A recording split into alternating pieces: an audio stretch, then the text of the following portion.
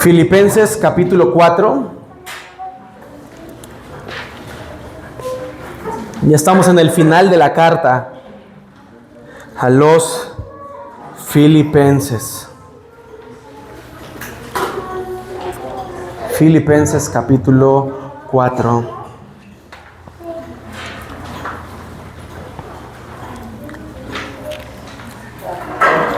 Lo leemos juntos del versículo 1 al versículo 9. Así que, hermanos míos, amados y deseados, gozo y corona mía, estad así firmes en el Señor, amados. Ruego a Evodia y a Síntique que sean de un mismo sentir en el Señor. Asimismo te ruego también a ti, compañero fiel, que ayudes a estas que combatieron juntamente conmigo en el Evangelio, con Clemente también y los demás colaboradores míos, cuyos nombres están en el libro de la vida. Regocijaos en el Señor siempre. Otra vez digo, regocijaos. Vuestra gentileza sea conocida de todos los hombres. El Señor está cerca. Por nada estéis afanosos, sino sean conocidas vuestras peticiones delante de Dios en toda oración y ruego, con acción de gracias.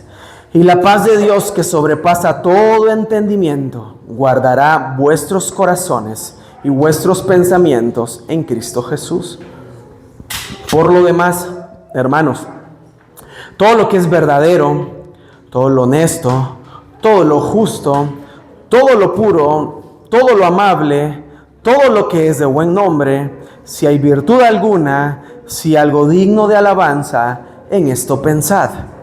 Lo que aprendisteis y recibisteis y oísteis y visteis en mí, esto haced, y el Dios de paz estará con vosotros.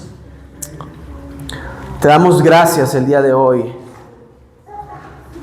Gracias, Señor, porque tenemos tu palabra, que es viva y eficaz.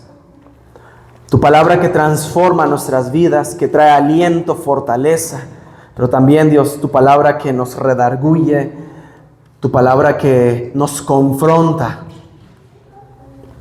Gracias por esta bendita palabra que nos has dejado y que hoy podemos leerla públicamente y que juntos podemos ser entendidos en ella. Juntos hoy podemos meditar en tu palabra. Ayúdanos, Espíritu Santo, a que juntos hoy podamos acercarnos a ti a través de tu palabra y tu nombre sea glorificado en medio de nuestras vidas. Todo esto te lo pedimos en el nombre de Jesús. Amén. Y amén. Bueno, haciendo un recapítulo de todo lo que hemos venido viendo con respecto a Filipenses. En el primer capítulo hay mucho de qué seguir hablando, ¿no? Pero en el primer capítulo, lo que hacía Pablo y escribía Pablo a la iglesia de los Filipenses, él les recordaba algo, ¿no? Que él daba gracias a Dios por sus vidas y por la comunión en el Evangelio desde el primer día que lo habían recibido. Y él estaba persuadido de algo, él estaba convencido de algo, de que el quien empezó la obra la iba a perfeccionar. ¿Quién empieza la obra? Dios. ¿Y quién perfecciona la obra? Dios. Entonces, ¿de quién es la obra? Ok, la obra no es nuestra, es de Dios. Ok. Luego, Pablo va dando una serie de testimonios que lo vamos a encontrar también ahorita mismo en el capítulo 4. Y Pablo comienza a decir, miren, yo estoy preso, pero para mí el vivir es Cristo y el morir es ganancia, sea que muera o viva, del Señor soy. A Él le pertenezco, Él es mi amo. Y sin embargo, Pablo comienza a decir como que uno de los ejes centrales de la carta, aunque la carta se le conoce comúnmente como la carta del gozo, no pudiéramos afirmar que es la carta del gozo porque Pablo está pidiendo algo más que un gozo. Pablo está pidiendo unidad en el cuerpo de Cristo a través de esta carta.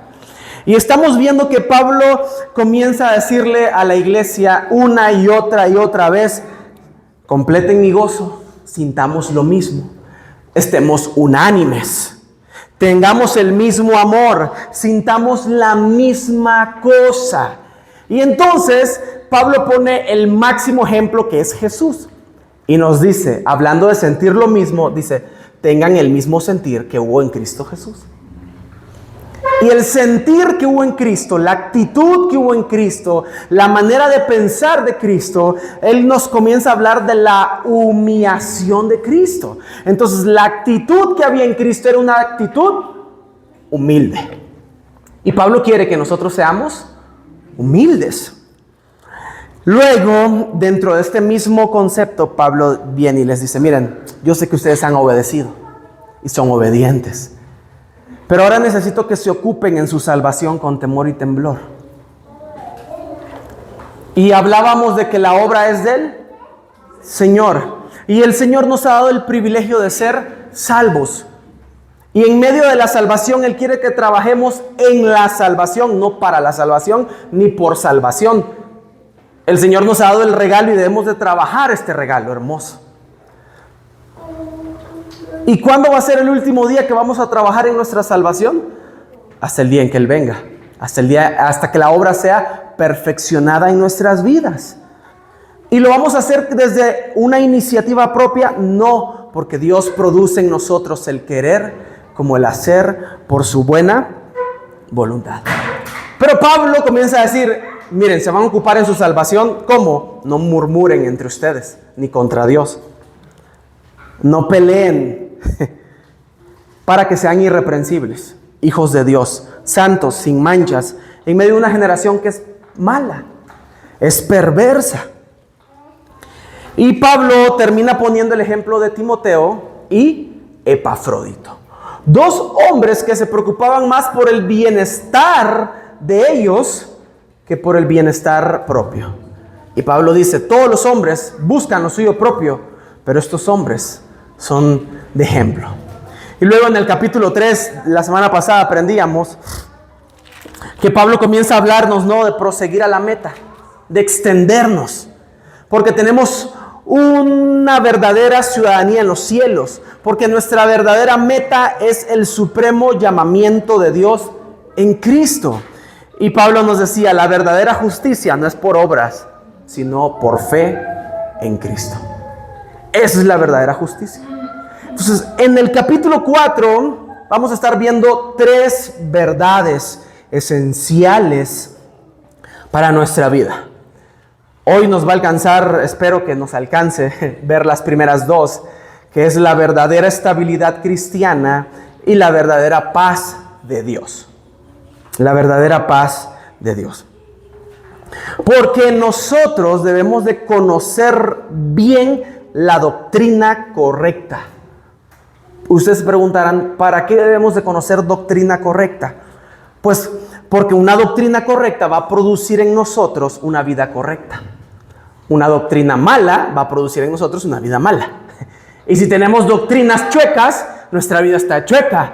Entonces debemos de aprender una doctrina correcta. Cuando hablo de la palabra doctrina me refiero a enseñanza. ¿Y cuál es la mejor enseñanza que podemos recibir? La Escritura, siempre y cuando no sea torcida. Y hago ese mega paréntesis, ¿no? Porque muchos pueden predicar la Escritura a su conveniencia y totalmente chueca. Entonces, si nuestra justicia es Cristo, si nuestra meta es Cristo y si nuestra ciudadanía está en los cielos donde está Cristo, entonces nuestra vida en la tierra va a tener que reflejar esa realidad.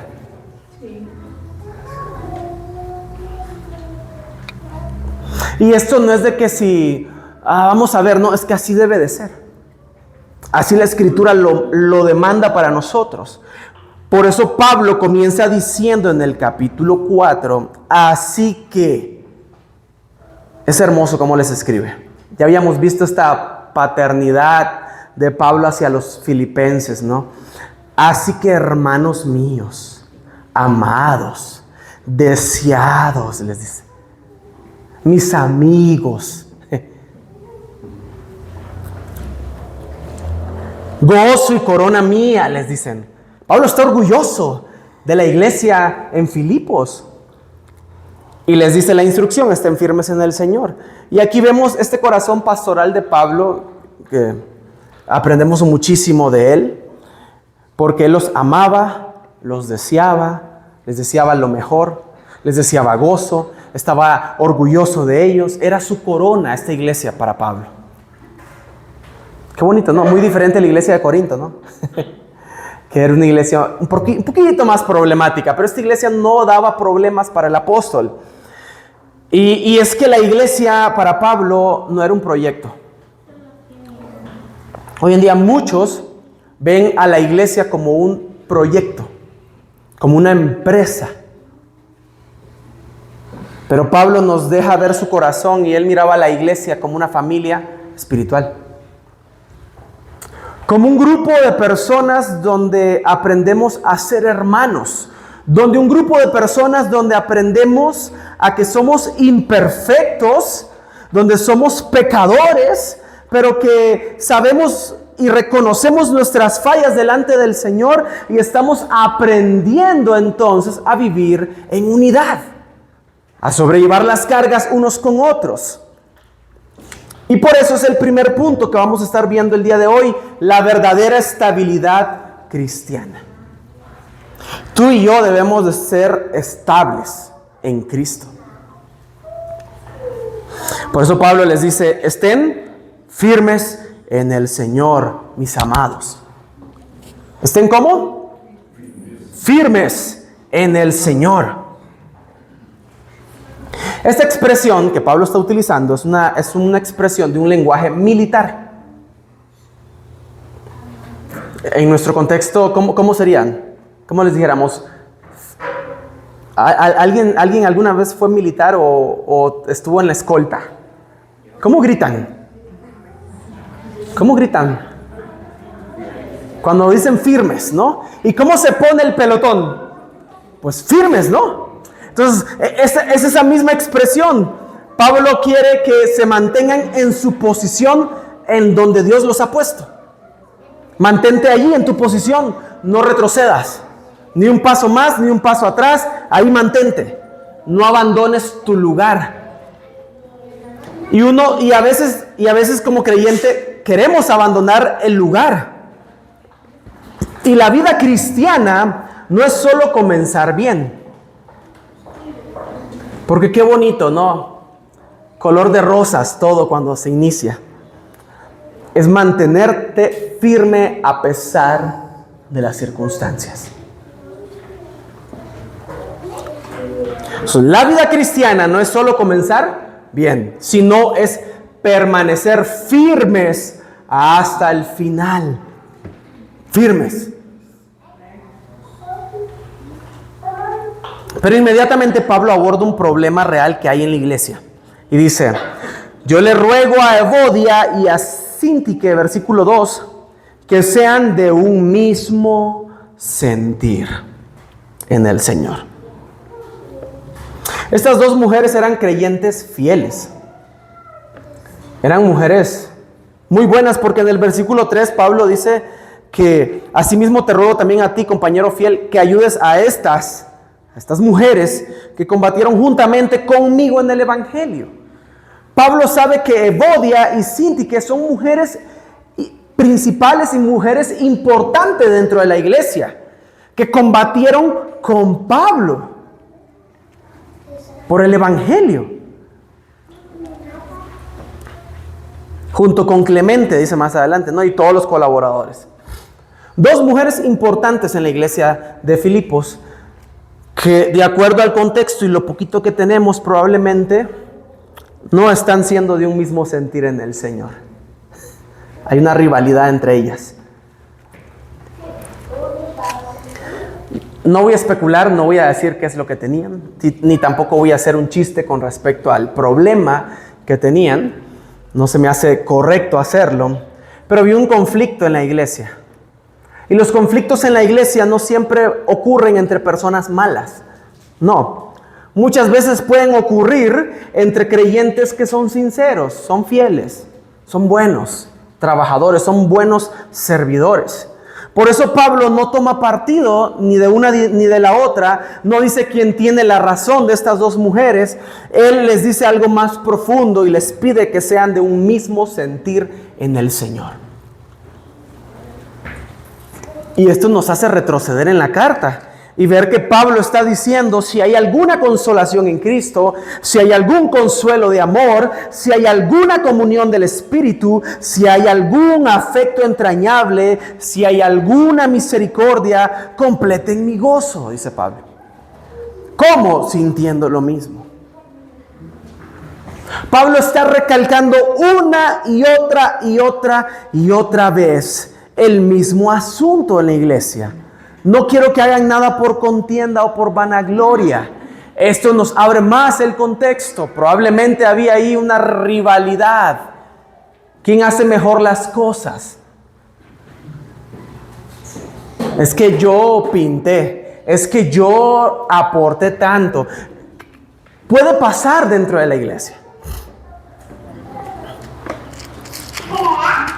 Yo he hablado con amigos pastores que a veces hay familias dentro de la iglesia que Dios las ha bendecido económicamente y son las que más aportan. Y llega un momento donde esas familias se sienten dueños de la iglesia, porque ellos construyeron la mayoría parte de la iglesia. Entonces, y ellos quieren tomar decisiones propias y no le dicen a nadie. No involucran a nadie porque ellos se sienten que son los del varo, ¿no? Dirían aquí en México. Ellos son los que traen el varo, la cartera gorda, dicen. Y quieren tomar sus decisiones. No es así tampoco. Nadie es dueño de... O sea, la iglesia es del Señor, nosotros, tú y yo. El templo pues le pertenece a la organización, ¿no? No es nuestro tampoco. Pablo quería que hubiera unidad en la iglesia. Y la unidad no se basa ni en gustos, ni en opiniones, ni en preferencias. La unidad se basa en Cristo. ¿En dónde se basa la unidad? En Cristo. ¿Por qué? Porque cuando Cristo está en el centro, las diferencias se pueden resolver. ¿Quién dijo que no iban a haber diferencias entre nosotros? Claro que sí. ¿A poco todos pensamos de la misma manera? Pero todos podemos tener el mismo sentir. Porque si Cristo es el sentir, es el pensar en nosotros, si Cristo es el centro de nuestras vidas, todos estamos sintonizados y todos estamos conectados. ¿En quién? En Cristo. Por eso Pablo le pide ayuda a este compañero fiel para que se puedan reconciliar. Porque yo creo que estas dos hermanas son como Batman y Robin. Estas dos hermanas son como esos dúos impresionantes que salen en el mundo. No, yo que me gusta el básquet, yo creo que estas dos hermanas eran como Michael Jordan y Scottie Pippen, ¿no? En la cancha, en la iglesia. Juntas son explosivas. Entonces Pablo necesitaba que estas dos hermanas estuvieran unidas, ocupadas en su salvación, sin pleitos, sin contiendas, unánimes, peleando y combatiendo siempre por la defensa del evangelio, como lo habían hecho desde un inicio. Porque la unidad en la iglesia no es opcional, hermanos. Es parte de nuestro testimonio del evangelio. Y la iglesia debe estar reflejando lo que Pablo enseñó antes en toda esta carta. Un mismo sentir, un mismo amor y un mismo propósito. Así que la verdadera estabilidad del cristiano, hermanos, digan mi verdadera estabilidad, porque tú y yo somos la iglesia. Entonces mi verdadera estabilidad no depende de ausencias de problemas. Nuestra verdadera estabilidad no depende de ausencia de problemas, sino de cómo los resolvemos en Cristo.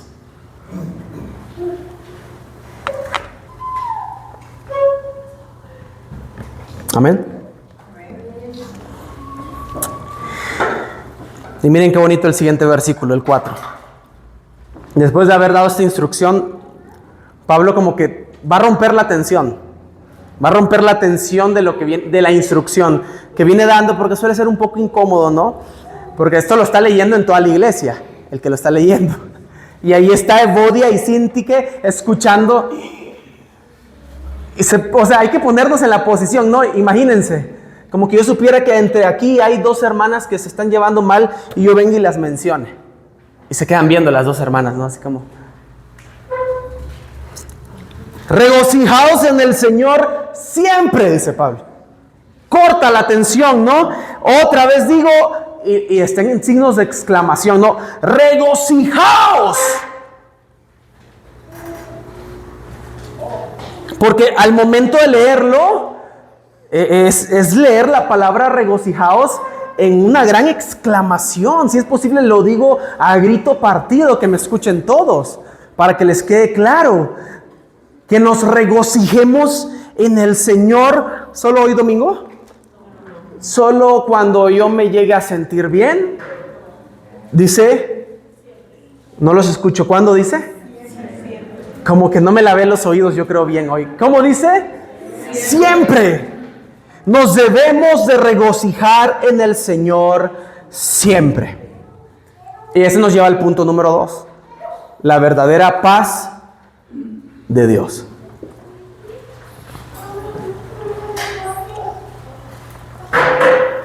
Algo impresionante de esta carta es que Pablo escribe estas palabras desde la prisión. A los que han visitado la cárcel, un reclusorio, un penal, yo creo que no es bonito estar encerrado, hermanos. No salen al mundo exterior, salen a un patio, pero no salen al mundo exterior. Están presos. No tienen cierto grado de libertad allá adentro. Pero no es fácil estar en prisión. Y no es fácil en el tiempo de Pablo que un cristiano estuviera en prisión.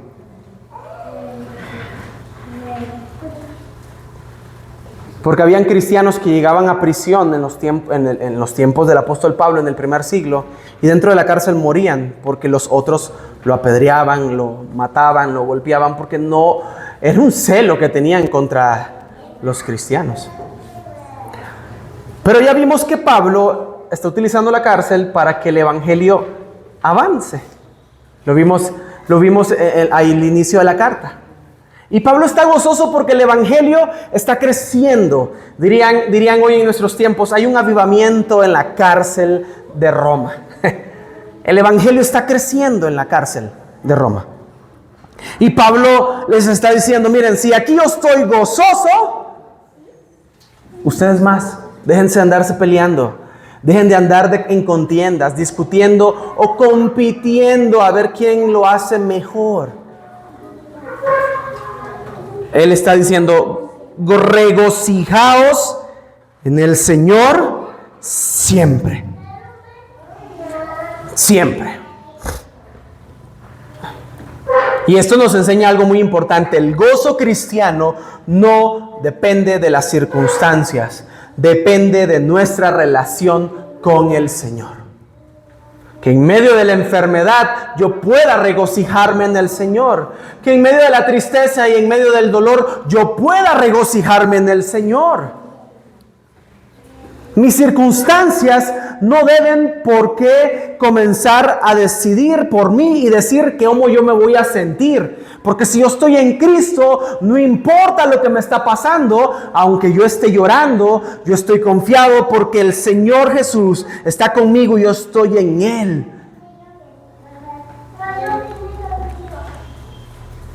Pero hay algo más que está pasando aquí en la iglesia y que el día de hoy también sigue pasando.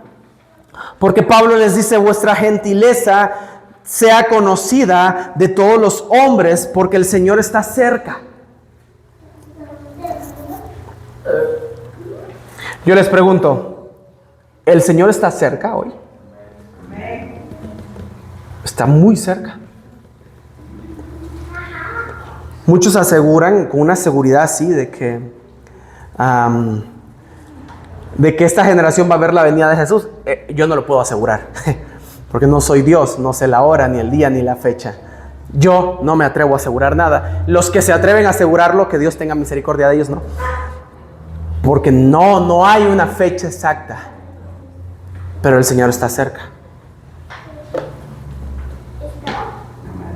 Hay manifestaciones y cosas que suceden, que el Señor dejó escrito que iban a pasar. La palabra gentileza puede significar amabilidad, puede significar paciencia, puede significar espíritu moderado. En otras palabras, un cristiano debe ser conocido no por su dureza, ni porque es grosero, ni porque es orgulloso. Un cristiano debe ser conocido por su gracia, porque ha sido salvado por gracia.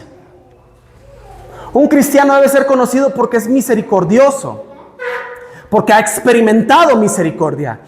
Un cristiano debe ser conocido por el amor, porque ha experimentado el ser amado. Un cristiano debe ser conocido porque perdona, porque ha experimentado el perdón del Padre.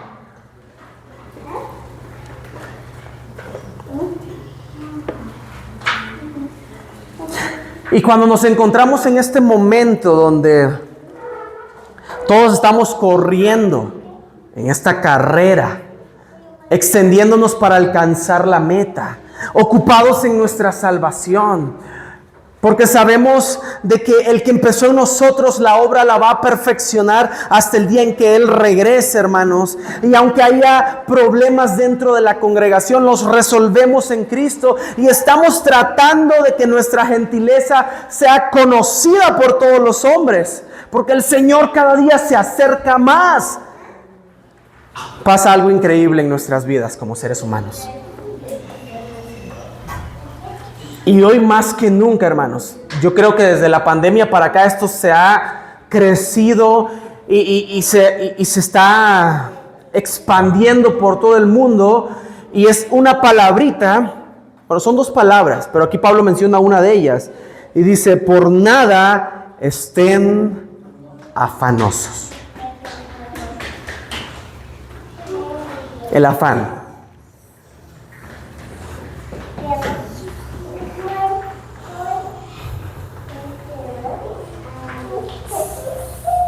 El afán significa ansiedad, preocupación excesiva, inquietud interior. El afán. Pablo no dice que nunca tendremos problemas.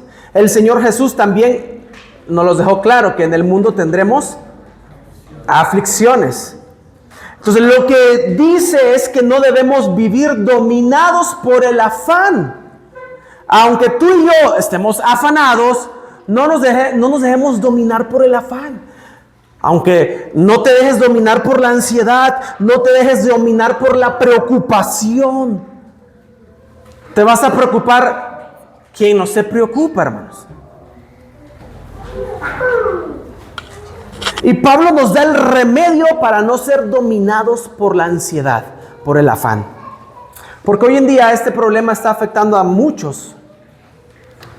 Mi esposo y yo hemos tenido discusiones buenas. Cuando hablo discusiones no me refiero a pleitos. Discusiones buenas con respecto a este tema de la ansiedad. Porque Jesús en el Nuevo Testamento, en los evangelios, vemos que Jesús les dice a los discípulos que son hombres de poca fe y que les falta fe y por eso están ansiosos. Y entonces discutíamos, ¿no?, con respecto a este tema de que ¿qué crees que produzca ansiedad en nosotros? Y le digo, es que yo creo que sí, Jesús tenía razón, somos hombres de poca fe, le digo.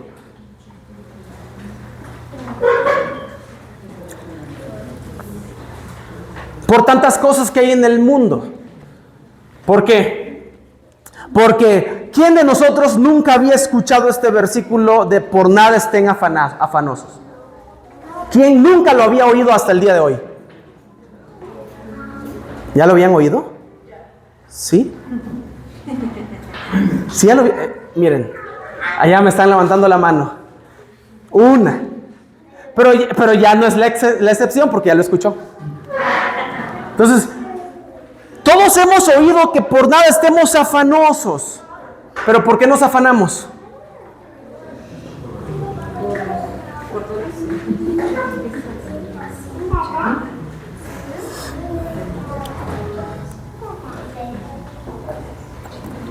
Miren cuál es el remedio. sino sean conocidas vuestras peticiones delante de Dios en toda oración y ruego con acción de gracias. Es el remedio. Oración, ruego y acción de gracias. Pero ¿cómo voy a orar? Se me van a quemar los frijoles. Apágale y vete a orar. Pero es que no he limpiado la casa. Y mejor vete a orar para que la limpies sin afán. Los que tenemos niños, yo creo que todos me van a entender, ¿no? Qué difícil es que el piso esté limpio de la casa. Le digo a mi esposa, hay que pintar el piso de negro para que no se vea sucio. Porque de repente te afanas, ¿no? Y es feo el sentimiento de que acabas de trapear y viene el pequeño con el vasito de leche y ¡puf! Se le riega, ¿no? Pero miren, esto no me deja, yo no dejo de pensar, hermanos, en el momento en que María y Marta reciben a Jesús. No sé por qué no puedo leo el pasaje y no puedo dejar de pensar en María y Marta. Y no estamos hablando de que una hizo lo malo y una hizo lo bueno. No, porque una quería recibirlo bien, pero la otra quería estar con él.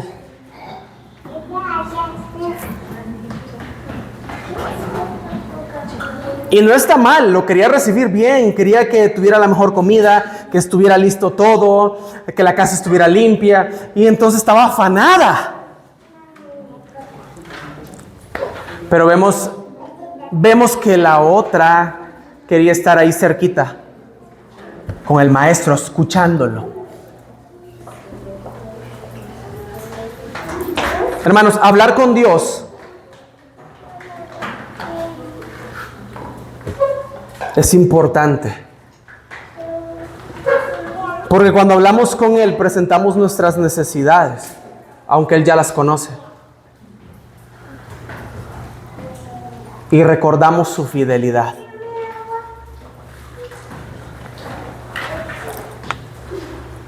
Entonces, cuando nosotros exponemos nuestras peticiones delante de Dios, la paz de Dios, que sobrepasa todo entendimiento, guardará vuestros corazones y vuestros pensamientos en Cristo Jesús.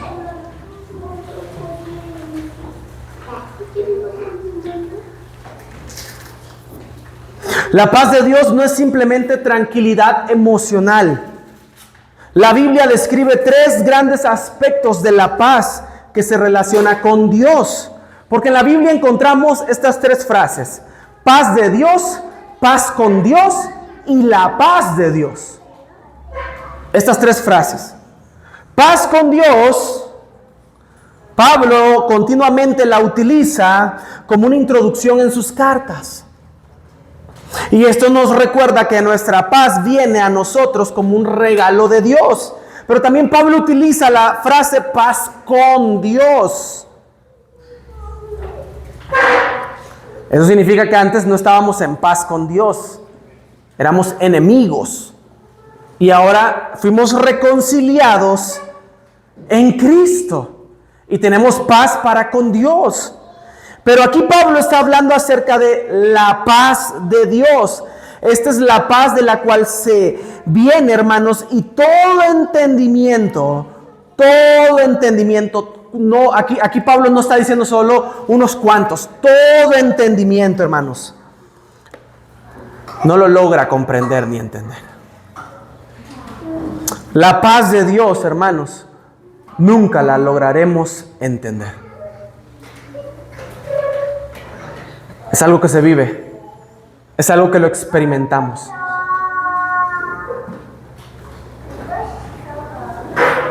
Es algo que los científicos hasta el día de hoy quieren descubrir. Y quieren encontrarle un concepto. Que cómo es posible que en medio de nuestra ansiedad, en medio de nuestro afán, en medio de nuestro dolor, la paz de Dios que sobrepasa todo entendimiento puede guardar nuestros corazones. y vuestros pensamientos en Cristo Jesús. Spurgeon dijo: ¿qué es la paz de Dios? La calma sin variación de un Dios infinitamente feliz y la compostura eterna del Dios que está absolutamente contento. Esta paz no solamente sobrepasa nuestro entendimiento, sobrepasa todo entendimiento, hermanos. Aún el hombre más piadoso del mundo no puede comprender esta paz. Esta paz es sobrenatural, es algo inexplicable, una paz que no depende de que todo esté bien, una paz que protege el corazón y la mente. Porque cuando las personas parecen perder su mente o corazón, hermanos, por lo general, está conectado con la ausencia de la paz de Dios en sus vidas. Entonces la paz de Dios no está actuando como algo que guarda sus corazones y mentes. Porque cuando la paz de Dios, hermanos, viene a nosotros, guarda nuestros corazones y nuestros pensamientos.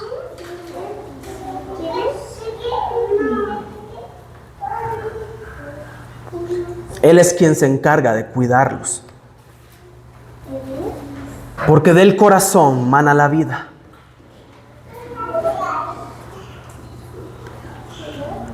Y por eso Pablo concluye toda esta idea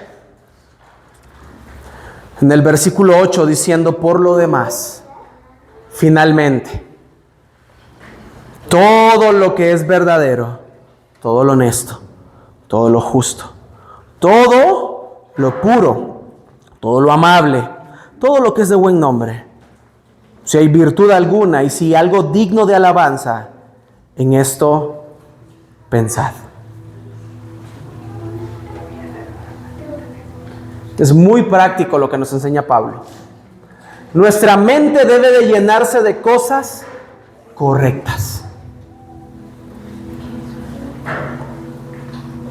Todo lo que es verdadero, todo lo que es honesto, todo lo justo, todo lo puro, todo lo amable, todo de buen nombre. Pero yo no quiero que hoy salgamos de este lugar memorizándonos de que yo debo de llevar a mi mente todo lo verdadero, todo lo honesto, todo lo justo, todo lo puro, todo lo amable, todo lo que es de buen nombre, porque no nos va a servir si lo memorizamos y no lo aplicamos a nuestra vida.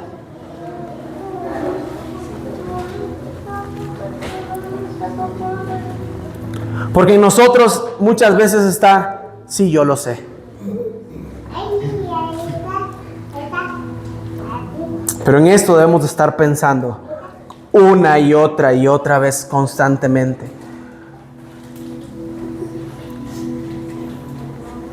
Hermanos, nuestra batalla espiritual muchas veces está acá en la mente. ¿Y sabían ustedes que la mente es una de las cosas por las cuales hoy en día la iglesia está careciendo amar a Dios? Y está fallando en el mandato que Dios nos pide, que lo amemos con toda nuestra mente, con toda nuestra alma y con todas nuestras fuerzas. No quieren amar a Dios con toda su mente.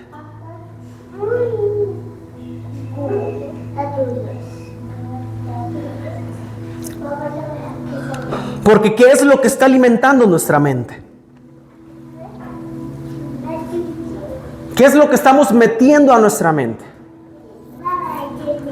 Porque lo que alimenta nuestra mente, hermanos, alimenta nuestra vida y se va a ver reflejado hacia afuera.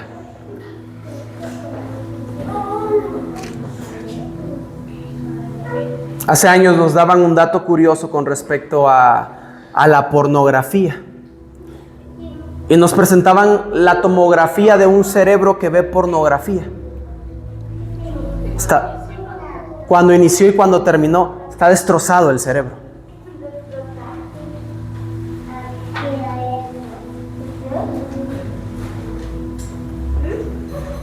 Y el índice Parkinson, esquizofrenia y muchos problemas más de problemas cerebrales se desarrollan más rápido en este tipo de personas que no han podido dejar la pornografía. Porque destruyen el cerebro. Y estamos hablando que los científicos lo están dando. Es algo real que pasa en la mente.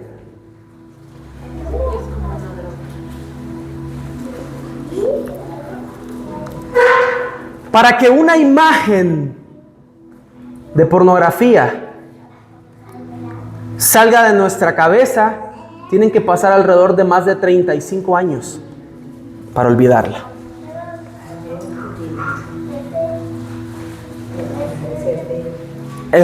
Yo le estoy dando este dato curioso, ¿no? Científico. Porque lo que alimenta nuestra mente termina formando nuestra vida.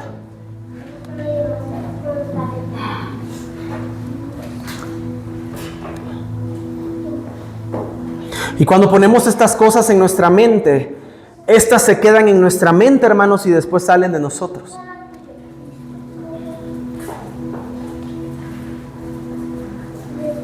Hay entrevistas que le han hecho a violadores que están dentro de la cárcel. ¿Cómo empezaron? Y la mayoría dicen, comencé viendo una revista de mi mamá que encontré de lencería, de ropa interior. Así empezaron.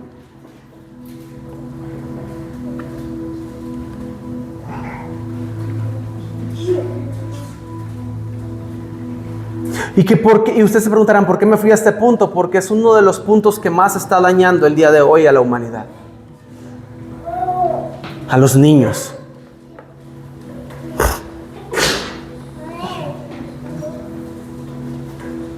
Hermanos, la mayoría de la vida cristiana se trata de la mente. Romanos 12:2 habla de ese lugar esencial que debe ser transformado constantemente por la renovación de nuestra mente.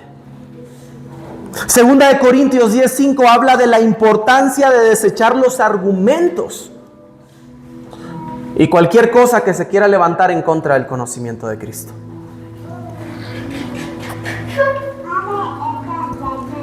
¿Y cómo lo hacemos? Trayendo cautivo todo pensamiento a la obediencia a Cristo.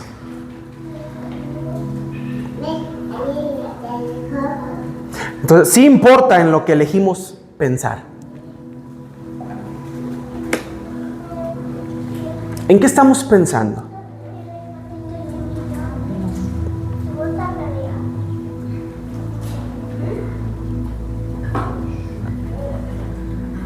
¿Qué hemos metido a nuestra mente? Hay cantos. Miren, hoy pudiéramos hablar de muchas cosas con respecto a este tema para ir culminando, pero hay cantos. Hay cantos que no dicen nada, pero cómo nos encantan. Porque nos hacen sentir un momento bonito, pero no traen vida.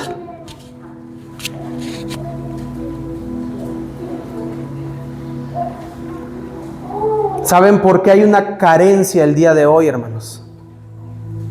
De mentes estables. Porque han hecho de la palabra de Dios algo insignificante y lo han puesto a un lado.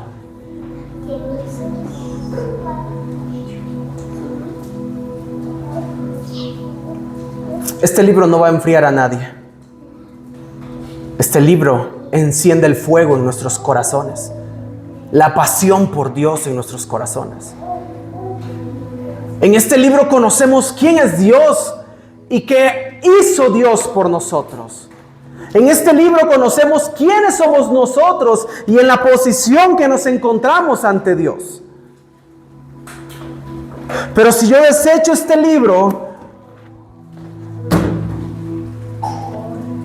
entonces, ¿cómo me voy a guiar en esta vida? Mejor Dios no hubiera hablado. Pero Él decidió hablar. Y que la palabra quedara escrita por siglos. Para que tú y yo podamos venir a ella, hermanos.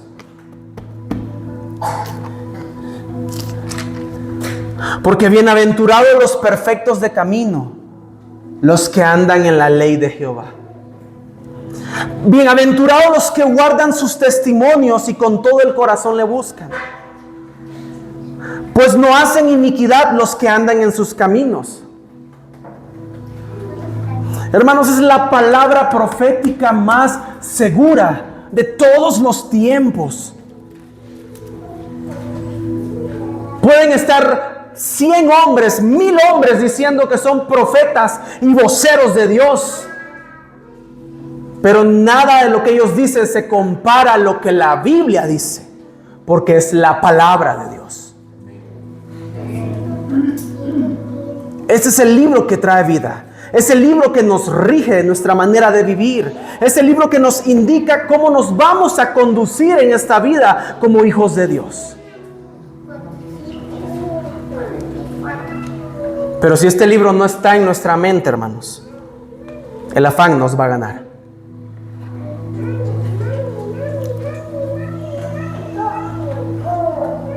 Estemos firmes en el Señor.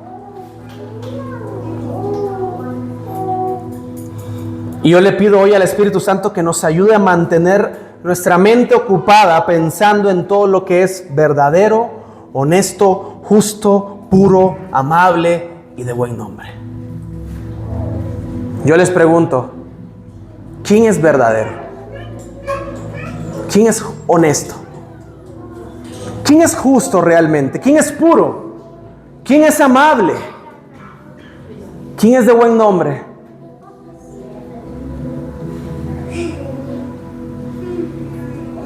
En Él debemos de estar pensando. Él debe llenar nuestra mente.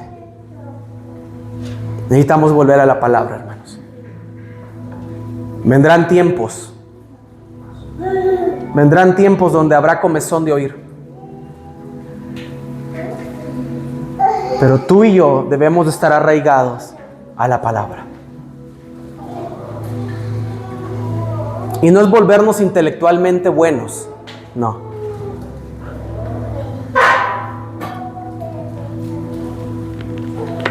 Es que nosotros podamos estar conectados, que nuestra mente, alma y corazón estén conectados a Cristo. Tengamos el mismo sentir que hubo también en Cristo Jesús.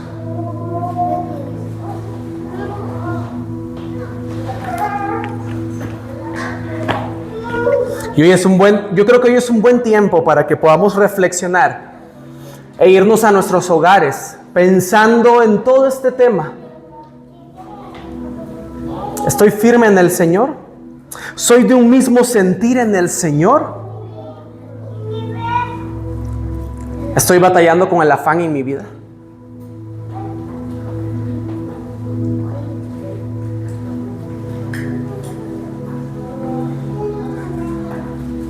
¿Por qué no oramos y le pedimos ayuda a Él?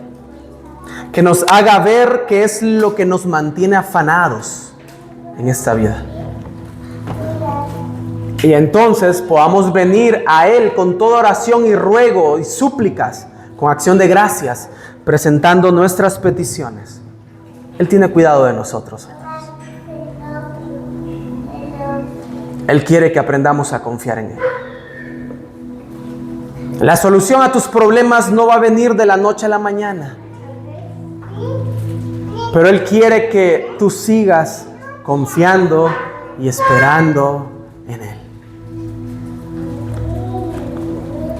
Señor, te damos gracias el día de hoy.